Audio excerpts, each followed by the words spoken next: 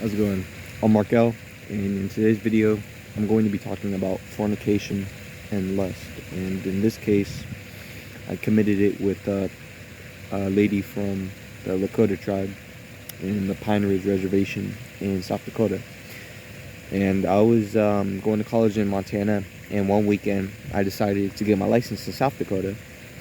I was doing food delivery for a few days there, and I met people who were from Pine Ridge, who did food delivery like me, just did it full time. And a few days later, they decided to take me to Pine Ridge, because I'm an outsider.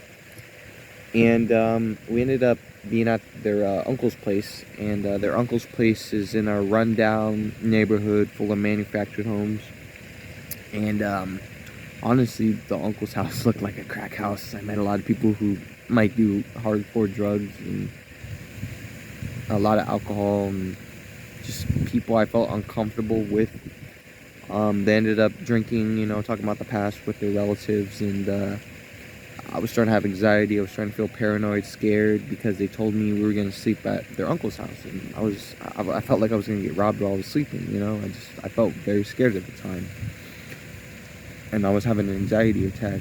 And there was a lady walking around the neighborhood. Her name was Marina. I'll just call her Marina. Marina was walking around the neighborhood, and she saw me, an outsider.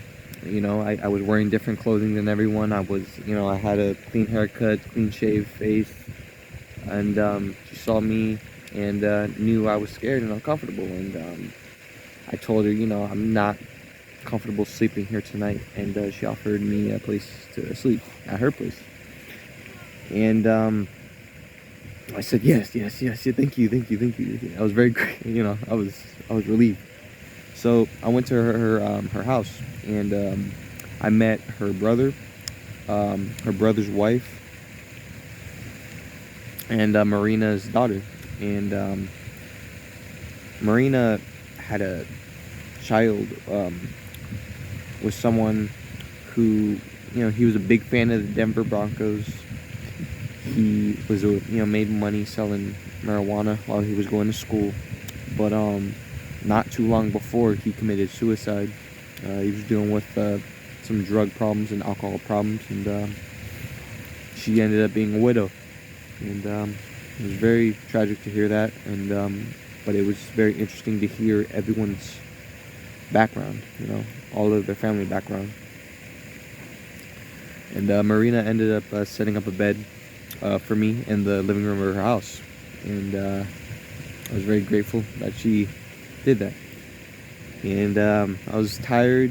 I was I had obviously a rough emotional night. I didn't want to sleep somewhere, but she gave me a way better place to stay, obviously. And I ended up sleeping on the bed, and she offered if she could comfort me, and we ended up cuddling together, and then a little bit of a kiss, and then you obviously know where it goes from there, but it happened. It happened. And during my time with her, I had a really fun time.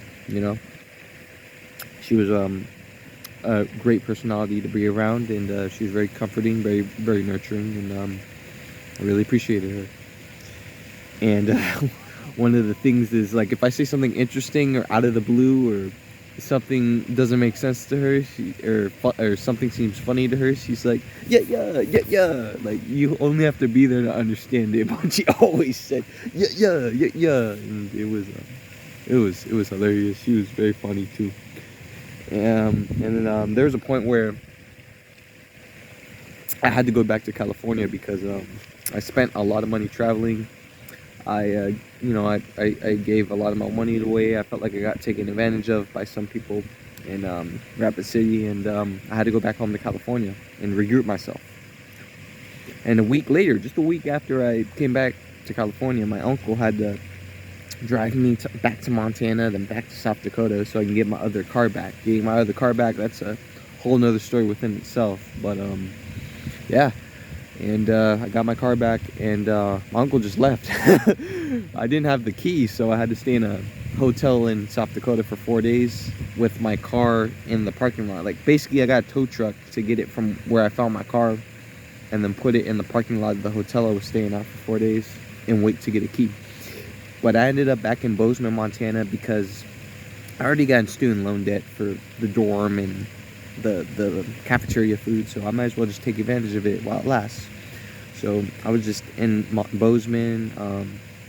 I was doing food delivery and grocery delivery all day. I was going to a youth church group. I think it's like age 18 to 30, that I was suggested to go to by people from the college campus. And I was hiking. I was having a good time.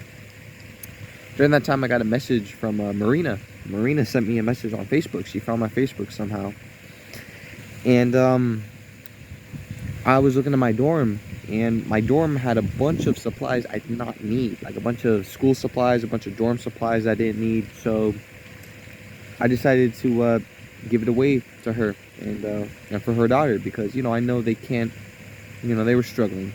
Money wasn't coming in, and I wanted to pay it forward because she was very nurturing. She helped me out a lot, and I was very grateful for that night and for the days that we spent together. So I drove, it was only 5 days after I got back to Montana, but I drove back to South Dakota with 2 big boxes full of, you know, dorm supplies and school supplies that would save me a bunch of space. And I gave it to her, and I spent time in South Dakota, a few days with her. And I asked her, like, hey, you want to see how my life is in Bozeman? And she said, yeah. And that was her first time out of South Dakota in a long time. And when we were driving on the interstate, she embraced every single environment, biome. She embraced everything, like, she saw. And that really hit my heart, you know, just getting to see people see stuff for the first time and just be so astonished and intrigued by that. Like, there's something about that hits my heart. And we ended up spending, you know, about a week in Bozeman, but she started getting anxiety attacks because she's not used to not being in South Dakota. So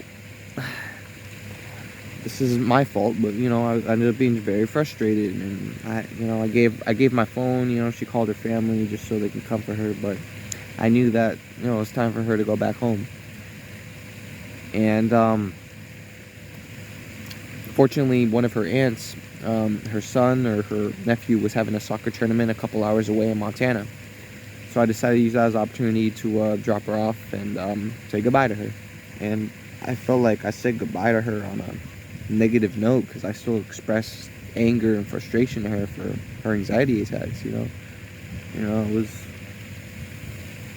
you know, I fell into my anger, and I just, like, my frustration was just, I should have just stayed calm.